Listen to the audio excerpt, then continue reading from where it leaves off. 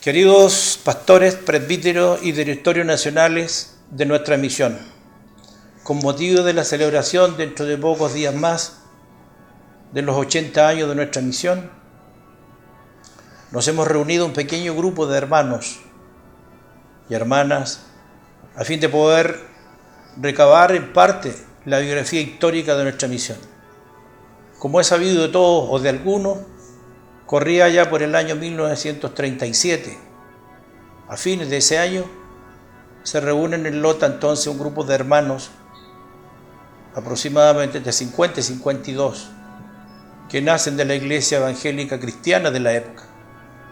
Por alguna razón que desconocemos, el Señor los lleva al bosque, en Lota. Allí se reúnen y oran bajo los pinos, con lluvia, con viento, con las adversidades del tiempo, para pedirle al Señor que preparara un hogar o un lugar donde poder congregarse. Nosotros seguimos el año 37, seguimos el Evangelio en la iglesia cristiana. En la iglesia cristiana está ahí un pastor, el pastor Sagredo. Entonces él después le gustó de tirársele el ojo a las niñas. Y ahí, entonces el obispo Ramos era bien serio en sus cosas, era oficial de la iglesia. Ahí, entonces llegó y le dijo, no, usted no sirve para pastor. Y él le dijo, no, usted no me sirve. Tiene que irse. Y él se fue. Ya decidimos ya ir, le dijo. Y se fue de ahí. Y entonces nosotros lo seguimos como 5 familias. La iglesia universal en Lota se formó orando al campo, haciendo oraciones al campo, al monte para arriba. Entonces ahí se nombraba un hermano para que dirigiera la oración y seguía a ese hermano, había que seguirlo a él, hacer lo que él decía. Era una casita de madera y era de la mamita Clara. Y ella donó ese terreno para hacer la iglesia. Llegaron a una pieza de 3x4. Después se compró una parte a esa misma dirección, 3x4 hasta el fondo. Y en el fondo después la hermanita dio la otra parte y la casita era de teja. Posteriormente la mamita Clara decide vender y donar la parte que le correspondía a ella, con el único compromiso que la iglesia se hiciera cargo de ella hasta el día de su sepultación. Algo que hasta el día de hoy también la iglesia todavía conserva y cuida la sepultura del cementerio de Lota. Ahí nace esta misión y de allí surge entonces lo que más tarde sería una pujante misión en el país. Primera iglesia, por cierto, de Monsalve 275, posteriormente Raqui, Horcones, Curanilahue, Concepción y Penco. Son las primeras iglesias que el Señor empieza a mover de esa época.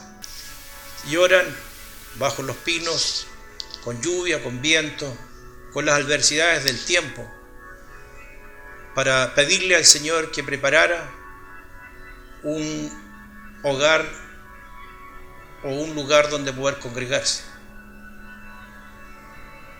Es allí donde el Señor toma a los profetas de la época, entre ellas alabar al Señor con todo el corazón y se glorificaba a Dios por todo lo que se hacía.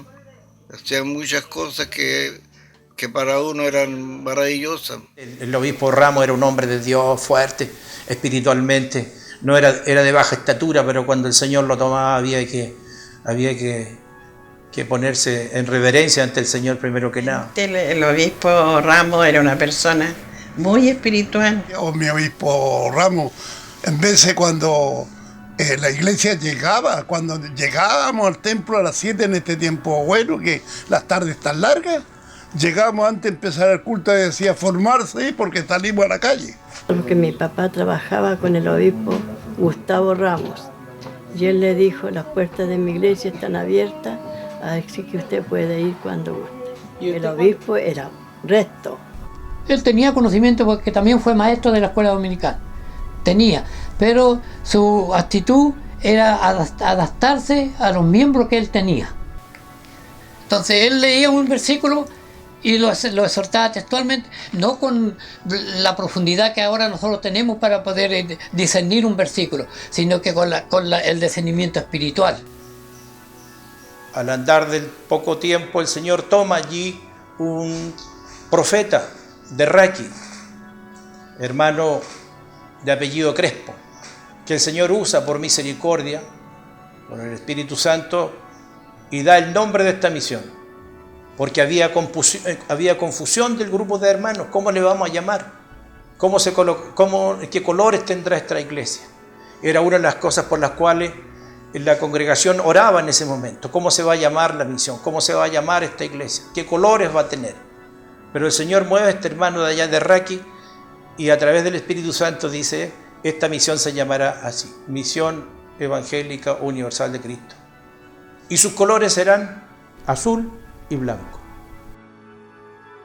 Como la doctrina no era la de ahora y el pueblo necesitaba de ser ordenado, el Señor utilizaba sus profetas, sí, para que entonces el pueblo mismo que rodeaba Lota también era incrédulo, entonces se cumplía lo que Cristo dijo, que el que no cree a mis palabras creerá a mi obra.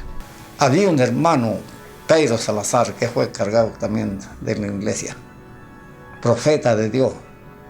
Ese hombre le recorría los pasillos, pero con una rapidez como un rayo, y nunca chocaba con el poste ni con una silla. Era un hombre dirigido por el Espíritu Santo que dentro de su profecía, exacto, hablaba, al poquito tiempo todo se cumplía.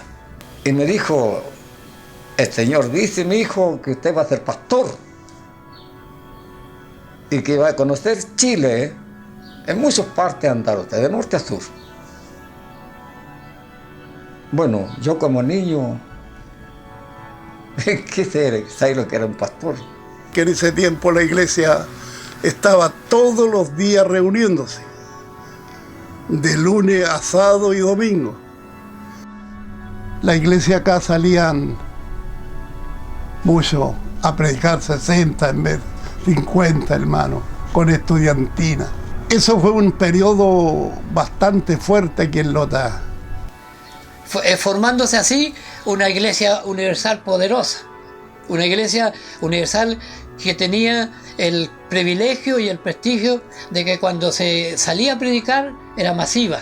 La iglesia de antes no miraba el sacrificio, no miraba nada, sino que se disponían y sobre sus sacrificios que ellos hacían, Dios lo usaba también.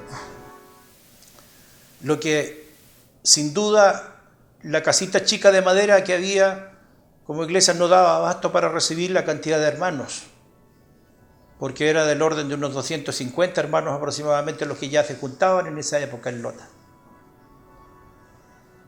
Lo que conlleva entonces a una reunión a los hermanos y se propone comprar la otra parte de la anciana, ¿cierto? Como dije anteriormente, y se reúne la asamblea de los hermanos en Lota para tomar acuerdo cómo construir un nuevo templo para la misión. Se convoca una asamblea, se busca el constructor, la parte de la arquitectura, y en medio de estas reuniones aparece un hermano desahuciado de la ciencia médica, llamado Raúl Alarcón Muñoz. Él levanta su mano y dice que se ofrecería para construir el templo o ayudar humildemente, ¿no? Sin pensar que más tarde, en reunión con la administración de la iglesia, caería en él precisamente la suerte para construir el templo. Los hermanos trabajaban arduamente y daban un día de trabajo, todos los hermanos, para poder entonces empezar a construir el templo, porque no es un templo chico, es un templo grande. Y además, en ese tiempo, ¿no es cierto?, no se ganaba tanto dinero, pero los hermanos se sacrificaron, las hermanas se sacrificaron, porque los días domingos las hermanas hacían empanadas, pan, en el tiempo de los choclos, las humitas, y todo ese dinero se recaudaba para comprar los materiales para edificar el templo. Templo que duró un proceso de construcción de no muchos años. Para poder conseguir este objetivo, los hermanos donaban días de trabajo, las hermanas hacían pan amasado, las hermanas hacían sociales. Los hermanos que trabajaban en la compañía carbonífera donaban prácticamente sus salarios, entre ellos el hermano Raúl, porque cuando la hermana Carlota iba a retirar el vale, se encontraba con la sorpresa en la ventanilla del Enacar que el anticipo ya no estaba porque el hermano Raúl lo había donado a la construcción del templo. Y de esa manera, con esfuerzo de todos los hermanos de la época, se construye entonces el nuevo templo que hasta el día de hoy, para la gloria del Señor, todavía tenemos, constituyéndose en uno de los templos evangélicos más grandes de Lota, e histórico, por cierto. Cuando narro un poco el comienzo de esta iglesia, predicar en Lota el Evangelio en el año 37-38 no era fácil. Había mucha oposición, no era como hoy, ¿no? Sin embargo, el pastor y los hermanos de la época tuvieron una visión de futuro, porque si había tanta oposición para predicar el Evangelio y costaba tanto para construir un templo, y algunos de los jóvenes educados de hoy me podrán decir algunas cosas, por cierto, que son respetables, pero ¿había visión del pastor de la época? Claro que había, porque construyeron un templo para esa época de oposición del Evangelio con una capacidad de más de 500 personas. Y si eso no es visión de un hombre de Dios, entonces ¿qué es? La iglesia universal en Lota tenía nombre. Era reconocida en Lota como los hermanos de la corbata. Siempre el anciano que tenía a cargo tenía un ayudante. Y eso valió para que la iglesia preparara a muchos hermanos y después aún todavía algunos quedan como pastores. Entonces fue como un semillero que hubo en el principio.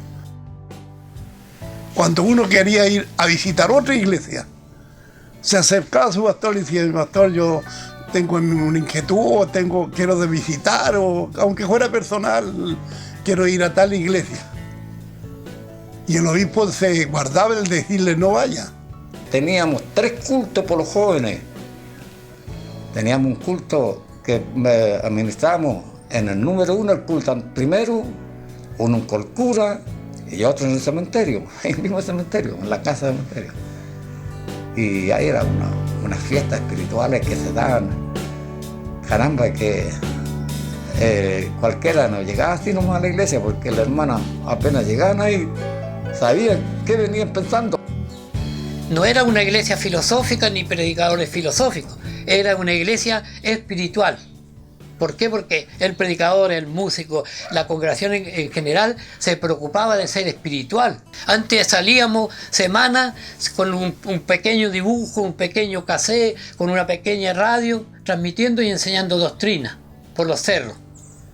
1939, el 12 de abril, uno de los departamentos más emblemáticos de esta misión, que es el Departamento Nacional de Dorcas, y que yo quiero mencionar en esta ocasión, que cuando nos afanamos por buscar cuándo las Dorcas o los jóvenes están de aniversario, debemos de una vez por todas, porque yo lo he dicho en otras oportunidades en las conferencias, las fechas están definidas. Las Dorcas a nivel de misión están de cumpleaños el 12 de abril, todos los años. ¿Quién lo dirigió? La hermana Esther de Béjar, Zoila de Ramos, que era la esposa del obispo Ramos,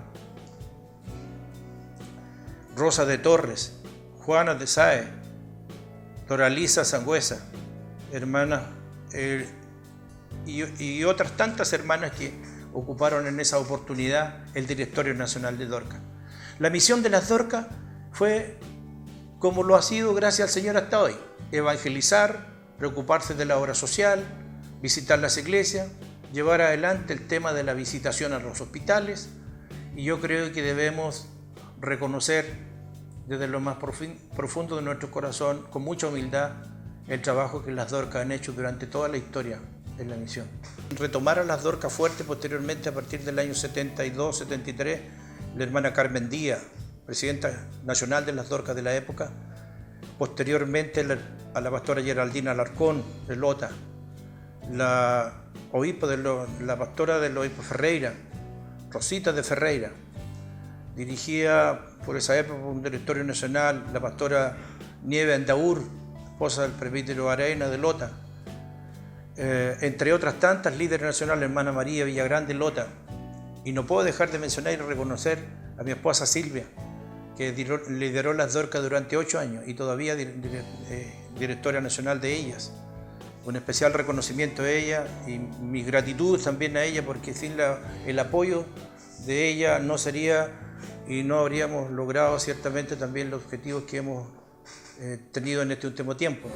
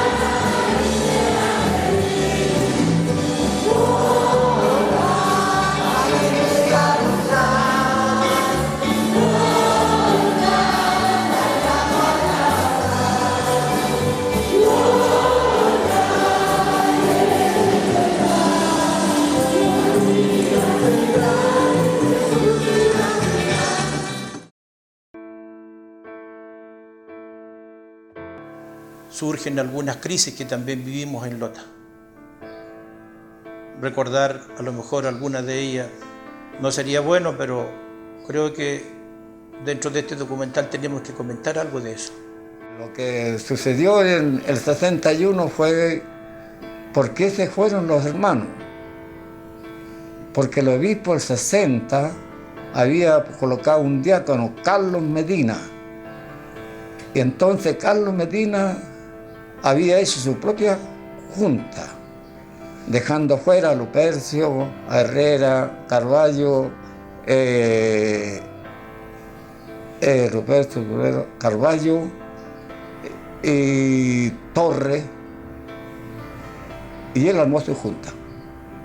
Entonces, en ese tiempo el obispo se fue a Valparaíso a hacerse un examen general. Estuve 3 meses viviendo para allá con un nieto que tenía, que era marino. Entonces, en ese lapso de tiempo acá la iglesia cambió de rumbo, con la nueva junta, el nuevo diácono. Y cuando volvió, no le gustó mucho al obispo. 69, está eso marcado en mi corazón porque 2 meses antes el Señor me amonesta que me muestra el templo con candado. Esa crisis duró hasta el 71. Sí. El 71 terminó el juicio, claro.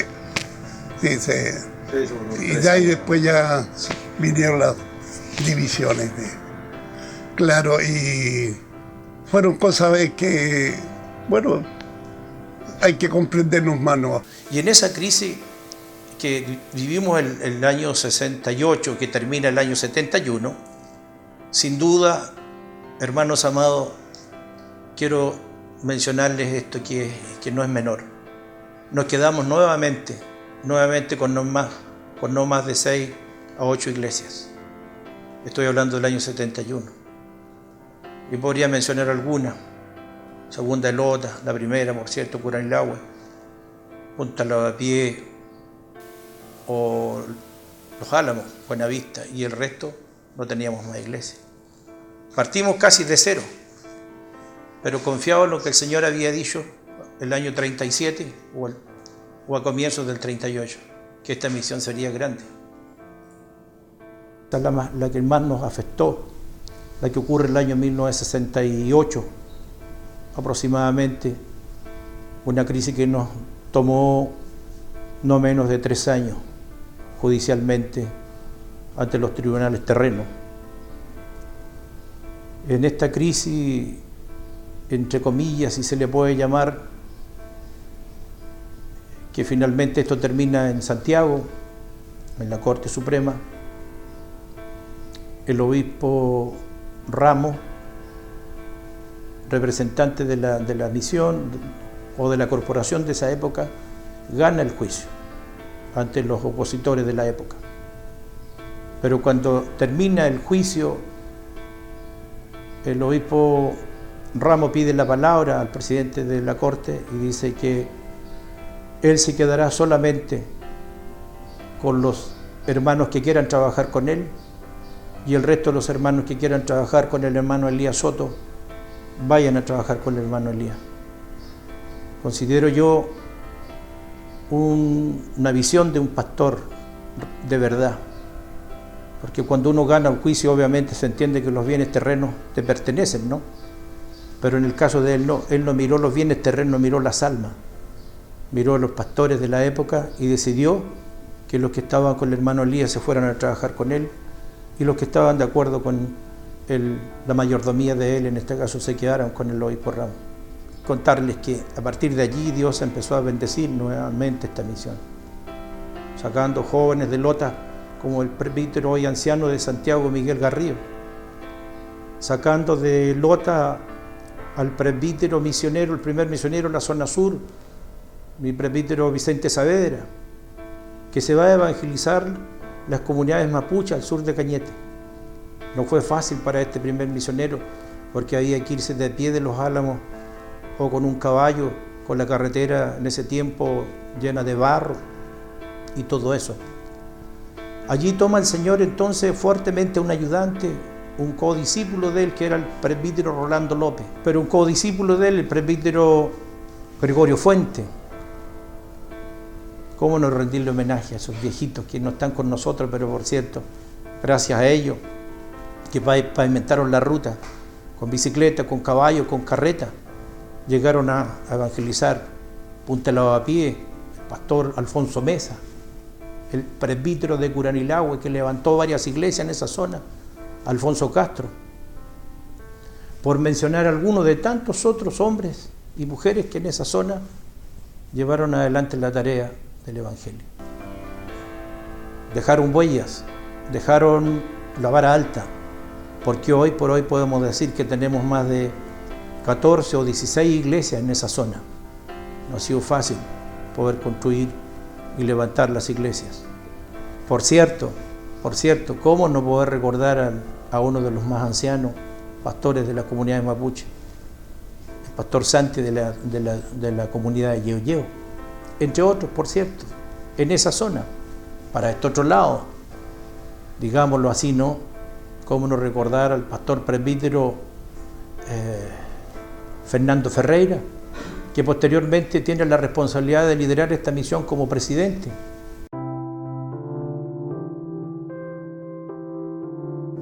A los jóvenes a nivel nacional, un reconocimiento a todos ellos, porque todos han hecho en su tiempo lo que han podido. En el año 70, en el mes de febrero, empezó esa inquietud en mí y yo oraba y decía, Señor, pero si hay tantos hermanos. A reactivar la juventud nacional. Claro, o sea, no a reactivarla, sino organizarla. Claro. Es que no está organizada. Correcto. Llamando a 5 iglesias que estaban formadas en ese entonces. Yeah. Curanilahue, Buenavista, Chihuayante, Los Altos y nosotros. Yeah. De ahí se llaman a los presidentes, yeah, con sus pastores para que supieran lo que estábamos tratando. Yeah. Y vinieron los pastores con los hermanos y se creó una comisión y se nombró a la Iglesia Central, a los jóvenes de la Iglesia Central, como un directorio transitorio. Y ahí yo estaba trabajando con los hermanos en ese entonces en el directorio y empezamos a aprender, hicimos la primera convención en 1976, 18 de septiembre. Los proponíamos de estar 2 veces en el mes en Yani, en invierno, en verano, en invierno, arremangadito por entre medio de los espinos, porque no estaban los caminos que hay ahora, y lloviendo, y lo hacíamos y no teníamos ni un problema. Llegamos allá, si había que dormir en el suelo, ahí dormíamos nomás. Lo que a mí al contorno, alrededor mío, lo que yo veía en la gente, en los jóvenes, porque había entrega, no miraba la comodidad. Yo me acuerdo cuando íbamos a la gira a Santa Juana, al asilo de Santa Juana, se iba todos los años. La juventud en ese tiempo se iba a pie a Santa Juana, ida y vuelta a pie a Santa Juana.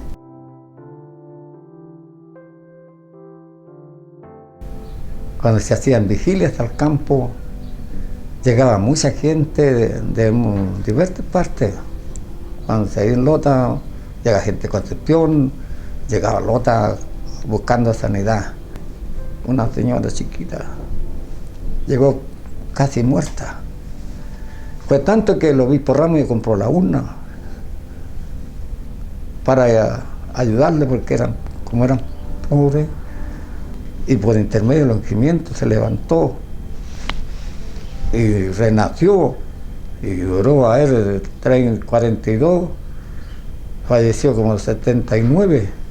Una se colocó en el telorrazo de la cocina, allí que ahí tenía su urna. No se devolvió para acá. Sí, pues. Y llegaba y yo le dije a mi obispo, me permite, obispo, quiero pedirle permiso porque quiero ir a Punta Lavie. Qué bueno, me dijo, me alegro. Pero no vaya solo. No le dije yo quiero invite a 1 o 2 jóvenes.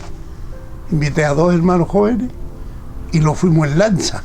Justo que encontramos una lancha aquí en Lota, porque eso era sacarse la lotería, encontró una lancha y el que iba para la punta. Y lo fuimos en lancha, pero qué navegar más.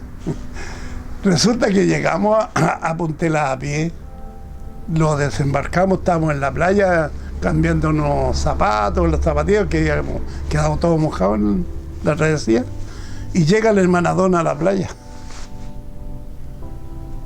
Y cuando llegó hacia atrás, no estaba tan anciana, porque estoy hablando del año 72.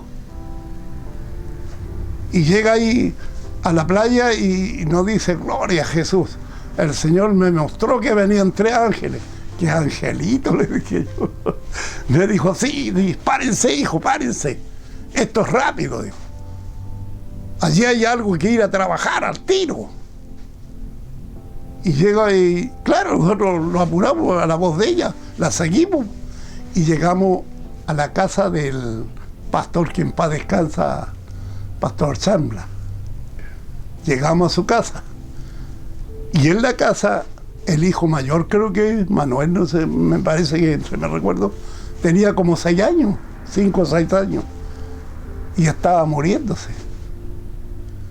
Y el pastor andaba en la playa buscando lancha para trasladar a su hijo a San Vicente o aquí a Lota o traerlo al hospital, y no encontraba lancha. Llegamos ahí cuando vimos, claro, la casa, como la familia esa es grande, y había una casa grande, una pieza grande, me recuerdo, un comedor tremendo. Y lo hacen pasar. Uy, Señor, dije yo en mi corazón, pero usted estará con nosotros. Vimos al niño, claro, más. Una cosa les pedí. Si hay alguna persona aquí que no cree en el Señor o no va a doblar su rodilla, va a estar mirando lo que nosotros vamos a hacer, que nosotros no venimos de otras tierras lejanas, somos de Lota, somos igual que ustedes, por favor que salga para afuera. Porque la gloria del Señor se manifiesta cuando hay reverencia. Y si todos van a inclinar sus rodillas, quédense. Y estaban todos llorando ya. Cuando nos inclinamos al Señor, y aquí en mi obispo Valencia siempre, no era él el obispo en ese tiempo, pero siempre tenía algunas acciones muy especiales para poner las manos sobre los enfermos. Y nosotros habíamos aprendido, no tocábamos al enfermo, sino que extendíamos nuestras manos nada más. Y yo le dije a los hermanos, vamos a extender las manos, no lo toquen.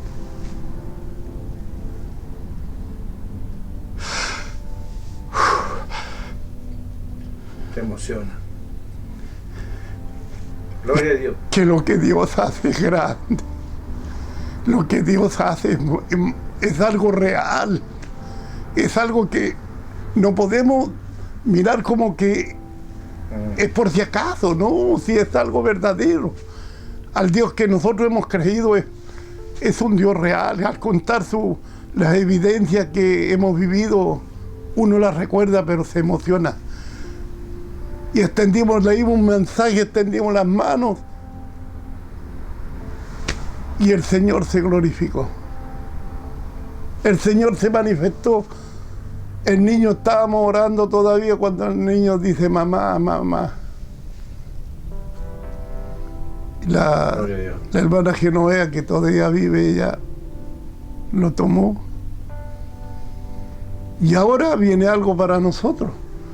Después que el Señor levante a ese niño que estaba ya para morir, para expirar, llega el pastor Chamla, nos encontré la ancha, dijo. Y ahí le dijo, no, si está bien. ¿Y quién están los hermanos de Lota?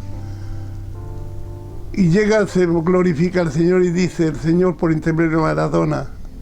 Eso es lo que decía yo. Yo la vi a la Maradona hacer tantas horas que el Señor hizo por ella. ¿Y por qué no lo hizo ahí?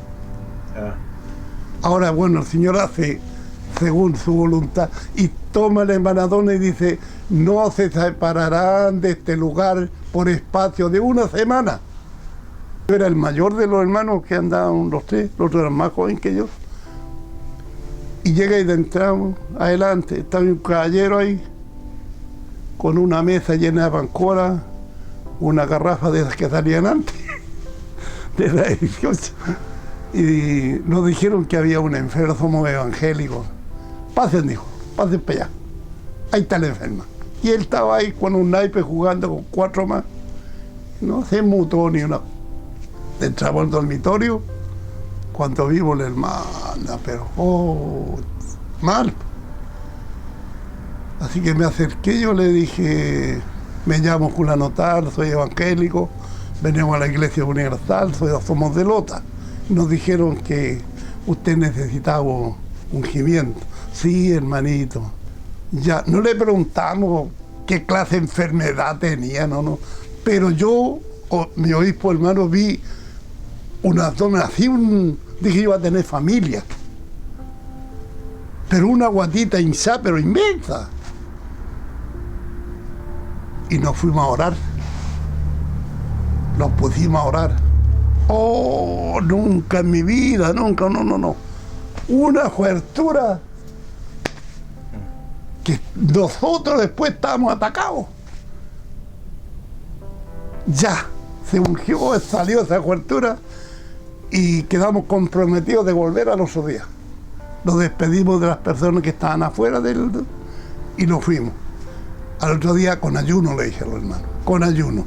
Está pesada la cosa. Así ya, con ayuno fuimos.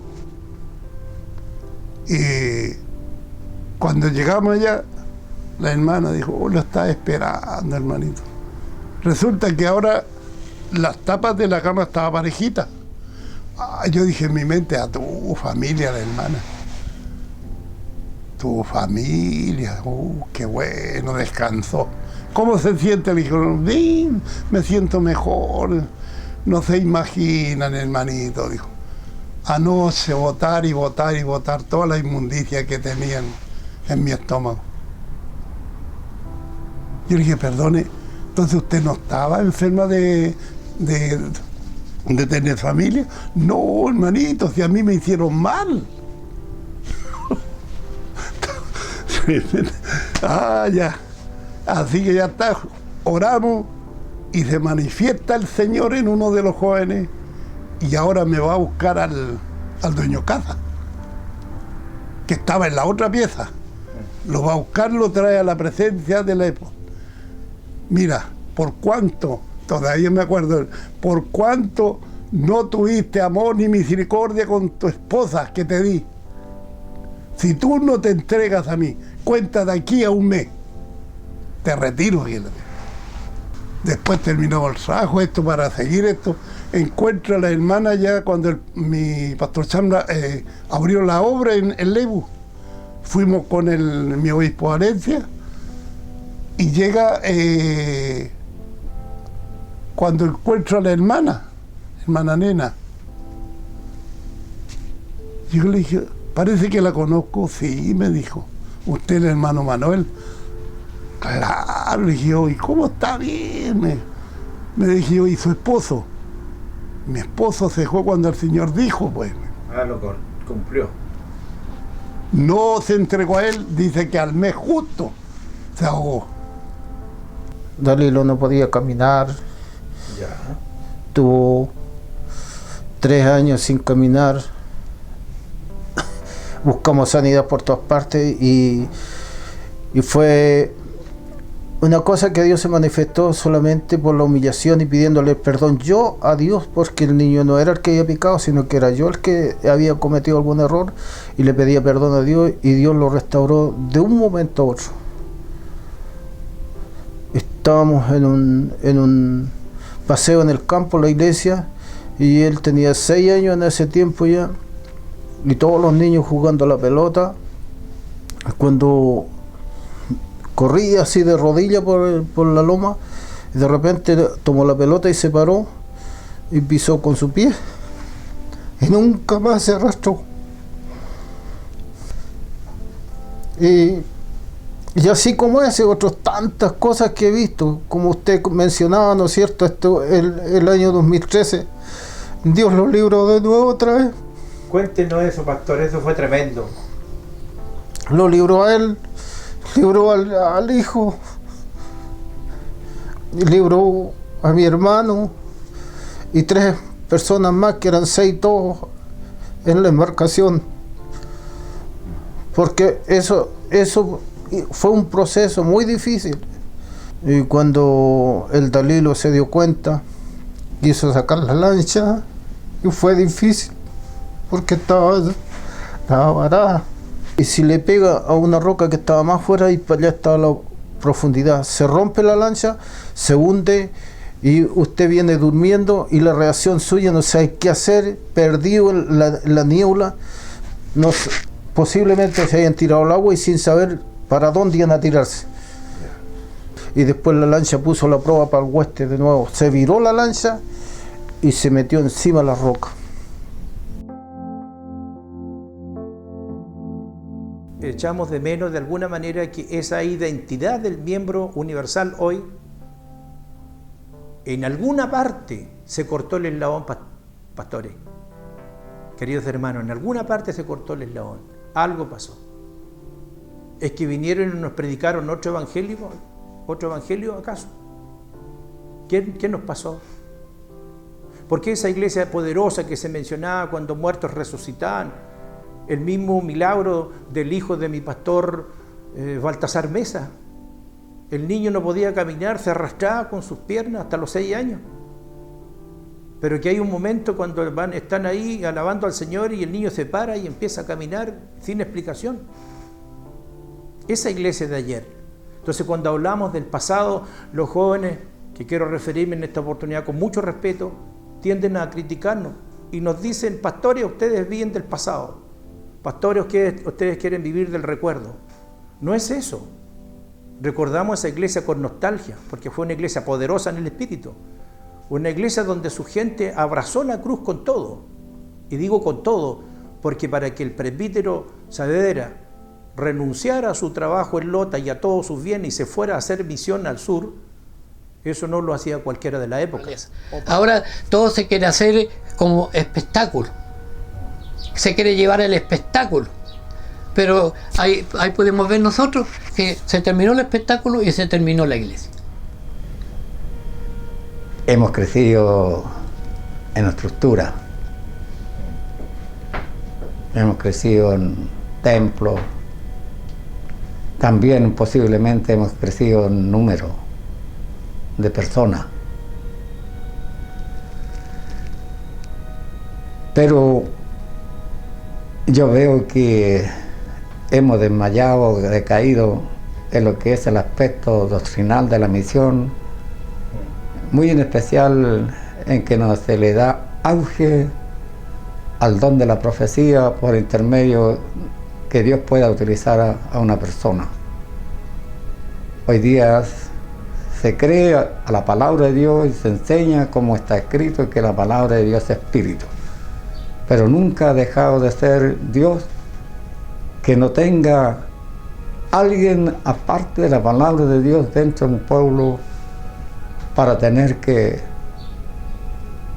reprenderlo, exhortarlo o diseñarle alguna meta. Para poder volver a la iglesia, porque la iglesia en el templo abajo se estuvieron mencionando siempre, varias veces, volver a la iglesia pasada, volver a la iglesia antigua. Y yo decía que bueno, la iglesia hoy día, bueno, sí que hay oración, porque se han levantado algunas oraciones que se había dejado de hacer. Por ejemplo, se está orando a las 12 del día, el día sábado. Hoy en día se estudia teología con la mente natural del hombre. Entonces, ¿qué sucede? De que el espíritu no puede respaldar porque yo soy el predicador. Antiguamente no. Yo quiero ser predicador. Fue tanto que hoy día yo bajo para abajo, no se escucha ninguna voz. No. Pero gracias a Dios damos que en mi iglesia, no es por ponerme la camiseta, hay siempre 10, 15 hermanos musos o 8 predicando el evangelio. Yo lo deseo por mí y lo desearía por todos, que nosotros nos sintamos pecadores ante Dios y le pidamos el perdón a Dios para que Él ilumine nuestra tarea que nosotros tenemos que desarrollar aquí en la tierra. Que en el recorrer de estos 12 años que me ha tocado, no ha sido fácil, ciertamente no ha sido fácil, pero también hemos logrado llevar adelante la misión y la visión de esta misión.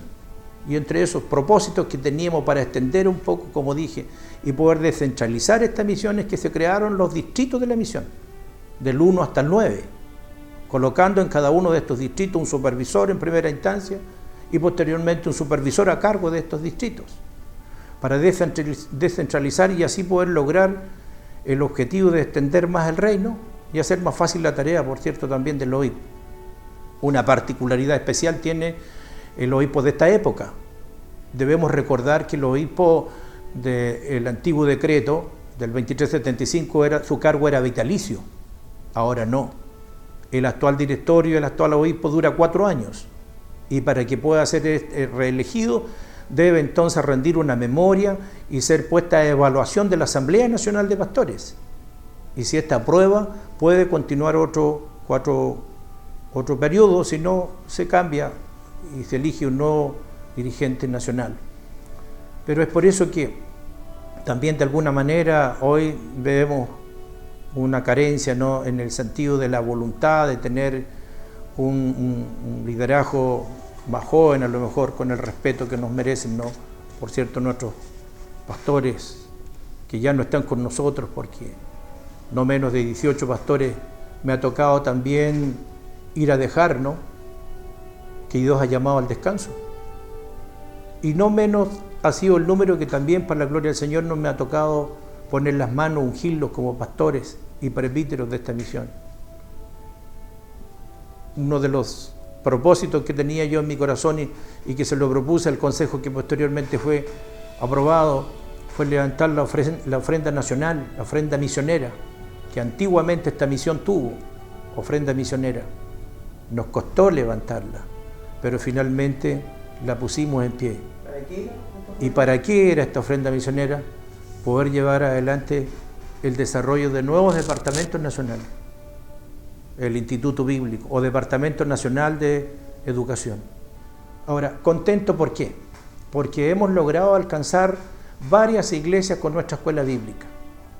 Hemos logrado con nuestros departamentos nacionales alcanzar otras ciudades y apoyar el levantamiento de iglesias, como ocurrió con la iglesia de Panguipulli, por ejemplo, donde el departamento de misiones fue con serrucho, con clavos, y hermanos trabajaron hasta que levantaron la iglesia, por mencionar algunas. Lo que ha ocurrido en Chiloé, con los hermanos voluntarios de Huentelolén, con los hermanos voluntarios de Lota, que fueron a construir las bancas en la iglesia de Santa Juana, los hermanos voluntarios de Lota, que fueron a construir la iglesia en La Piedra, al sur de Tirúa, y otros hermanos que fuimos de distintos lugares, incluidos los de Lota, Curanilahue, Los Álamos, Cañete, a reconstruir el templo que el terremoto del 2010 echó abajo, que fue Rumena, templo que se reconstruyó también. Entonces, con estos departamentos nacionales hemos logrado llevar adelante entonces la restauración de estas iglesias que en algún momento no sufrieron daño y que estaban deterioradas. Finalmente, yo quisiera también hacer un llamado a mis queridos pastores, miembros.